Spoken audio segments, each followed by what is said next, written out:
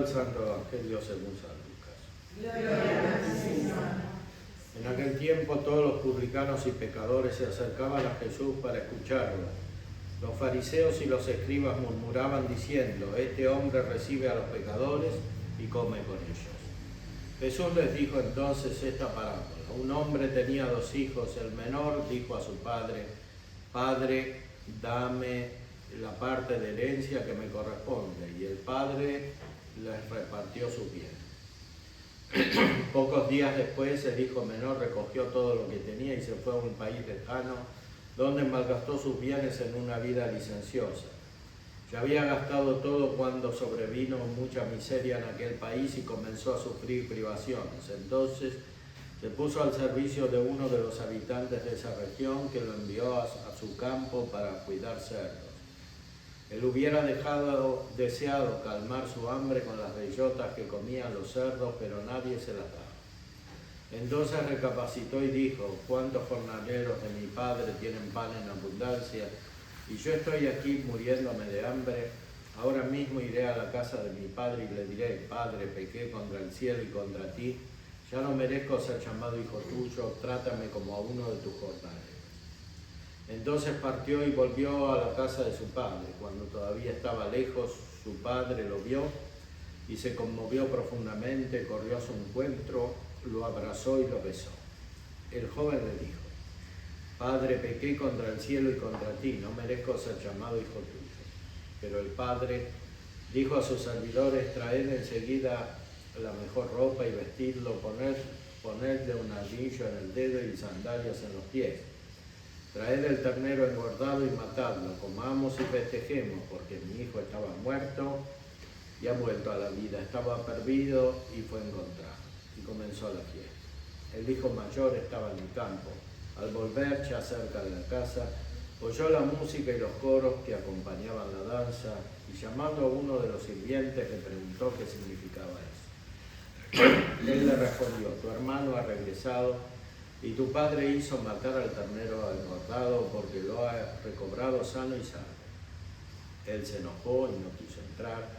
Su padre salió a rogarle que entrara, pero él respondió: hace tantos años que te sirvo sin haber desobedecido jamás ni una sola de tus órdenes, y nunca me diste un cabrito para hacer una fiesta con mis amigos. Y ahora que ese hijo tuyo ha vuelto, después de haber gastado sus bienes con mujeres, haces matar para él un ternero engordado.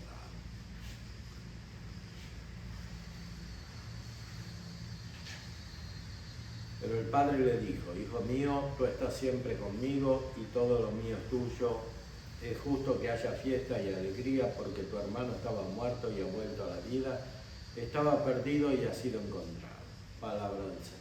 Gloria a ti, Señor Jesús. El Evangelio nos expresa un aspecto fundamental de la acción de Dios, que es la misericordia. Y la misericordia es un aspecto del amor, de la caridad de Dios, que, como dice San Pablo en la carta a los Romanos, nos amó cuando todavía éramos enemigos, en la traducción de la Vulgata, San Jerónimo, cum inimici essemus, cuando éramos enemigos. O sea que la caridad transforma la enemistad en amistad. Eso está en el corazón del Evangelio, por eso nos ordena Cristo amar a los enemigos, porque la caridad, porque es caridad divina, no porque es caridad humana. El amor humano no tiene esta capacidad. La capacidad la tiene el amor divino. Entonces, cuando se obra por caridad respecto del prójimo, la vida del prójimo también se transforma, porque se transforma la propia y se hace parecida a la de Dios, que es relación de amor entre las personas. Entonces, entre las personas divinas, Dios mismo es amor, dice San Juan en una de sus cartas. Por eso la caridad está en la esencia del Evangelio. Santo Tomás dice que la misericordia es un efecto de la caridad, como la paz y el gozo. La misericordia sigue a a la caridad, o sea, al amor. Dios obra de esta manera que narra la parábola, especialmente enviando a su Hijo por misericordia respecto de los hombres. Y San Pablo desarrolla el mismo tema desde el punto de vista de la reconciliación, o sea, el amor adquiere una característica especial cuando regresa después de haberse perdido, que es lo que significa la reconciliación. Y nos lo dice directamente desde el punto de vista de la gracia, o sea, la vida divina. Lo antiguo ha desaparecido, un ser nuevo se ha hecho presente. San Pablo dice también que somos nueva creación, o sea, el amor de Dios produce un nuevo ser en nosotros.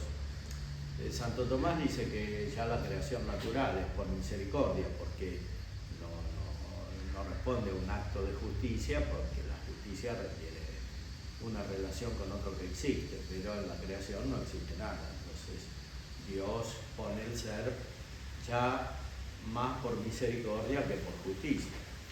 Pero ese ser está llamado a una plenitud que se alcanza con la comunicación de la vida divina, que es la que está describiendo aquí la carta segunda de San Pablo a los Corintios. Ese ser nuevo es tener el ser de Dios, pero no como lo recibimos por la creación, que es ya donación del ser, sino como lo tiene Dios en sí mismo, o sea, en la vida de comunicación entre las personas divinas. Cada una de las personas, dice San Tomás, es relación subsistente, o sea, es relación que es la sustancia de Dios. Y cuando nosotros nos dejamos reconciliar con Dios por medio de Cristo,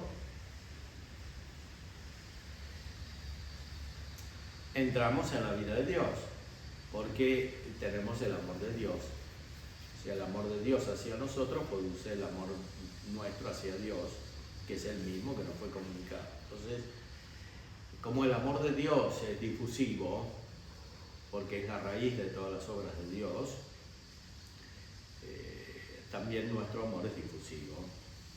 Y por eso dice San Pablo que tenemos el ministerio de la reconciliación, o sea que hay un servicio, un ministerio especial del amor o de la caridad que es propio de todos los cristianos, no es específico de una función en la vida cristiana, por ejemplo, el orden sagrado, el matrimonio, etc., sino que es general, o sea, es constitutivo de la vida cristiana, este ministerio de la reconciliación, que es, como decir, un ministerio de la caridad, porque normalmente los hombres necesitan reconciliación, pero además necesitan crecer en la caridad.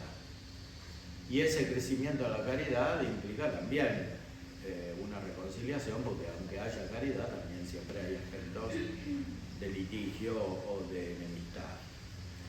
Porque Dios es Dios el que estaba en Cristo reconciliando al mundo consigo, no teniendo en cuenta los pecados de los hombres y confiándonos la palabra de la reconciliación. Los pecados son ofensas a Dios conscientes, o sea, desobediencia en primer lugar a la ley divina, natural, sobrenatural, evangélica, los pecados enemistas respecto de Dios, pero Dios ama al hombre a pesar de ese gesto de enemistad. Eso es lo primero que hace la gracia.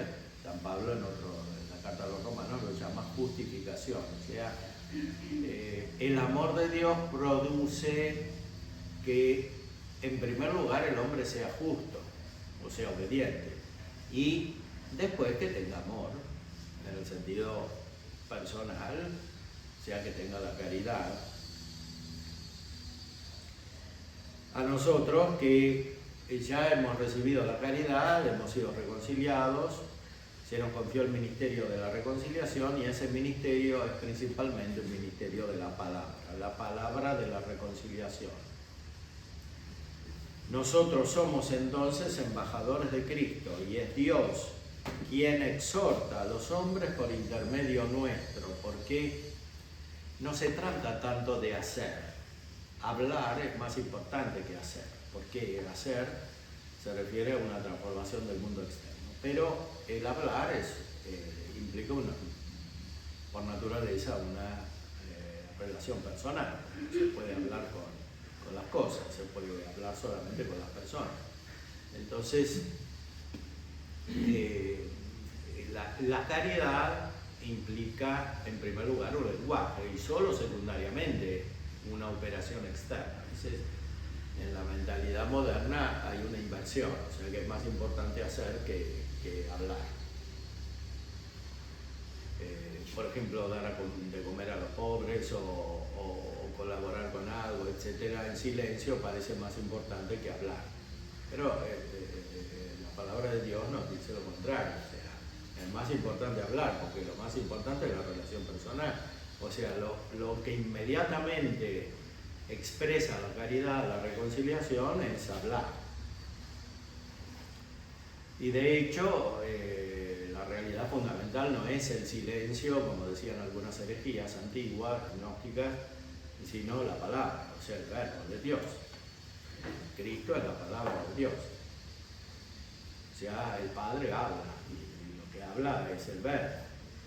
Entonces, cuando nosotros ejercitamos el ministerio de la caridad o de la reconciliación, hablamos.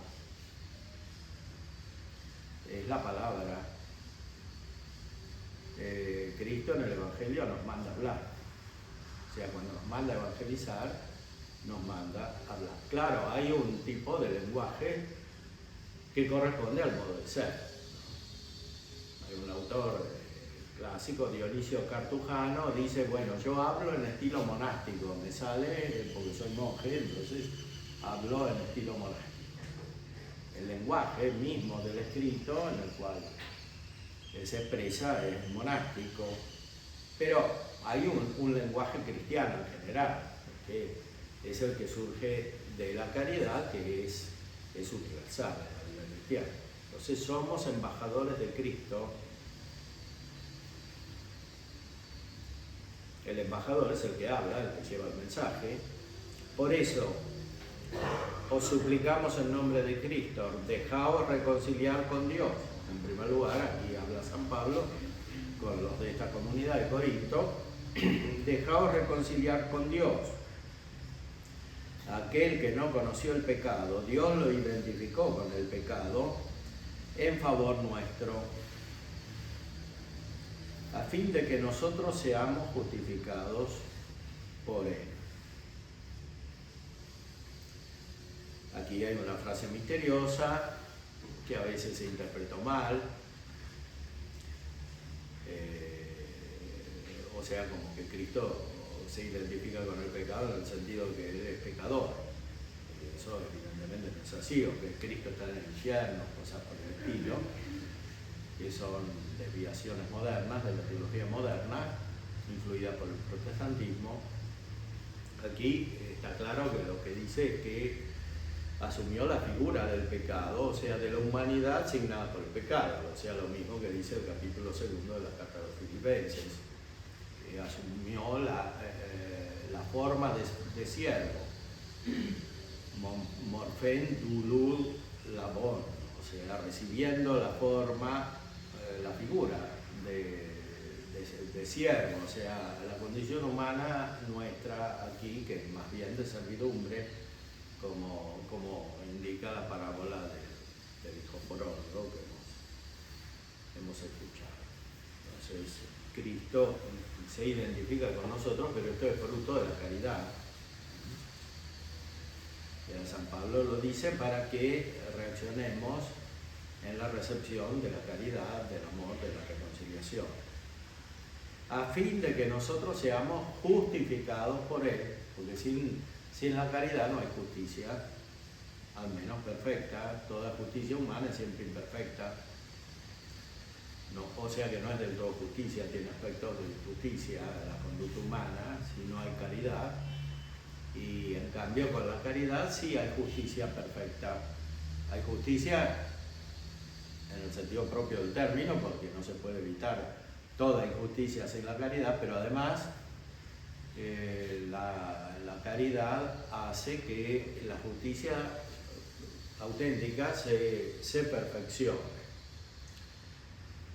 O sea, somos justificados por Él y cuando ejercitamos este ministerio de la palabra, de la caridad, de la reconciliación, también hacemos que Cristo justifique a los demás.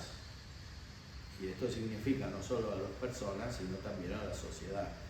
Por eso la sociedad necesita ser cristiana para que verdaderamente haya justicia.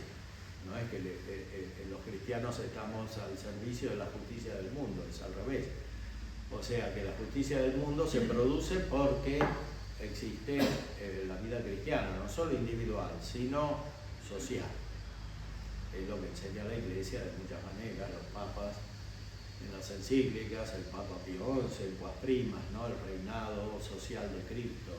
Cristo es el rey de la sociedad, porque es el principio que a través de los cristianos informa la sociedad para que realmente sea justa.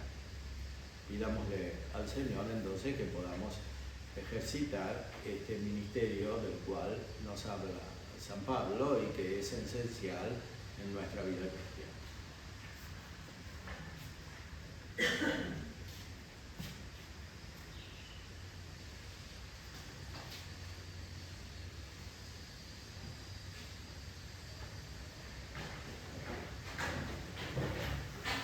Creo en Dios,